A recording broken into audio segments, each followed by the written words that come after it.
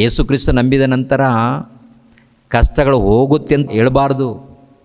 ಸಮಸ್ಯೆಗಳು ಪರಿಹಾರ ಆಗುತ್ತೆ ಅಂದರೆ ಒಂದು ದೊಡ್ಡ ಕಳ್ಳ ಅಂತ, ಏನು ತಿಳಿಯದ ಮೂಢರಂತ ಅರ್ಥ. ಕೆಲವರು ಬೋಧನೆ ಮಾಡ್ತಾರೆ, ಪ್ರೇರೆ ಯೇಸು ಕ್ರಿಸ್ತ ನಂಬಿಕೊಂಡ್ರೆ ಎಲ್ಲ ಕಷ್ಟಗಳು ಪರಿಹಾರ ಆಗುತ್ತೆ ಅಂತಾನೆ. ಯೇಸು ಕ್ರಿಸ್ತ ನಂಬಿಕೊಂಡ್ರೆ ಉದ್ಯೋಗ ಬರುತ್ತೆ, ಸಮಸ್ಯೆಗಳು ಪರಿಹಾರವಾಗುತ್ತೆ, ಶೋಧನೆಗಳು ಇರೋದಿಲ್ಲ, ಹಿಂಸೆಗಳು ಬರೋದಿಲ್ಲ ಅಂತ. ಮತ್ತು ಪೌಲನಿಗೆ ಯಾಕೆ ಇಷ್ಟೊಂದು ಶೋಧನೆಗಳು? ಮತ್ತು ಪೌಲನ ಯೇಸು ಕ್ರಿಸ್ತ ನಂಬಿಕೊಂಡಿಲ್ವಾ?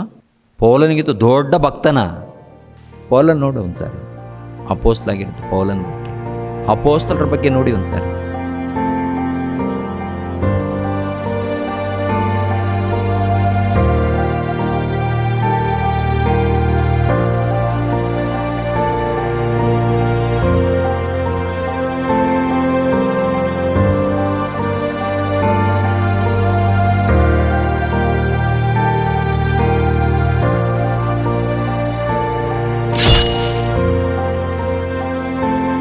ಎಷ್ಟು ಕಷ್ಟ, ಎಷ್ಟು ಕಣ್ಣೀರು, ಎಷ್ಟು ಶೋಧನೆ, ಎಷ್ಟು ಹಿಂಸೆ. ನಿಮ್ಗೇನಾದರೂ ಬಂದಿದೆಯಾ? ನಿಜವಾದ ಬೋಧನೆ ಏನು ಗೊತ್ತಾ? ಆತ್ಮಕ್ಕೆ ಸಂಬಂಧಪಟ್ಟಂಥ ಬೋಧನೆ.